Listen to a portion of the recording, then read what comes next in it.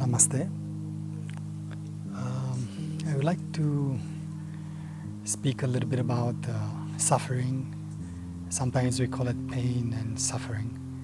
Often in our life we consider pain and suffering something which is acute, an amplified condition of uncomfortableness, something which doesn't allow us to rest in this common normal state of being.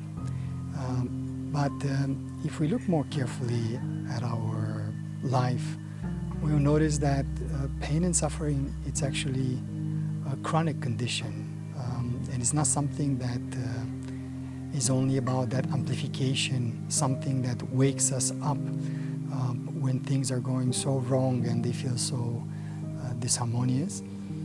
But it is an ongoing condition, a background of unhappiness, which many people carry in their life, constantly running to change things, to improve, but not to improve out of the joy of improvement, but to improve because something is wrong, something needs to be changed, something needs to be improved because I am not good enough, because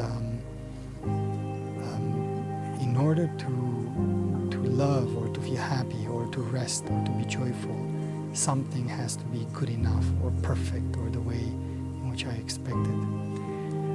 That's why Buddha actually introduced his teachings very much on this background of suffering. He called it dukkha in the Four Noble Truths.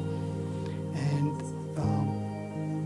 yes, indeed, when suffering brings us a kind of sense of uncomfortableness, for many people a spiritual process starts because they start looking more deeply what is in their life which is not harmonious. And as soon as you start digging, you will discover that we live our lives from certain patterns and ideas, and we can even say some programming that exists in the human consciousness, which are not healthy, which are not supportive of love, of joy, of freedom. And somehow, in order to learn how to see this condition of our life, we really need to choose to look at it. But to choose to look at it, it requires moments of uncomfortableness, requires moments of facing the question, who am I? Of really digging really deep into our authenticity, into our longing of connection, of love, of joy, of freedom.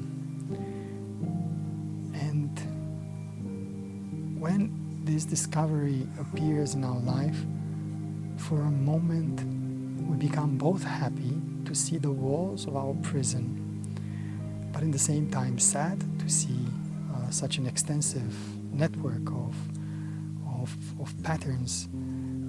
Happy because we see an exit, a capacity to transmute this suffering, this pain into awareness, even if it's a low background noise of it.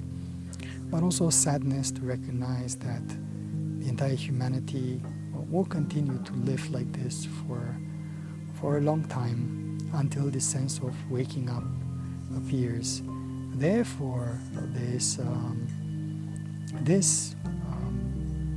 from pain to peace, from suffering to transmuting into awareness, can easily be recognized and seen and utilized, used as a spiritual process, a spiraling process of awakening, which is what Buddha means, the awakened one. So we are awakening to a deeper reality, a deeper understanding, a deeper authenticity of this very present moment, a deeper understanding of who we are or what is here in this moment.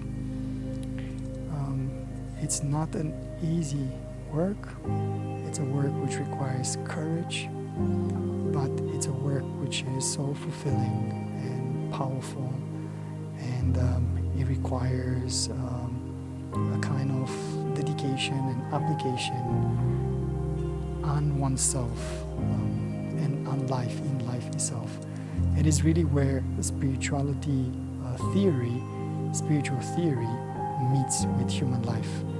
And this place, this edge, is this transmutation of pain and suffering into awareness, into peace, into presence, into love. Everything we do is because of love. It's out of a deep, profound love and a deep, profound seeking of peace and resting and joy. We just need to learn how to do it. Thank you.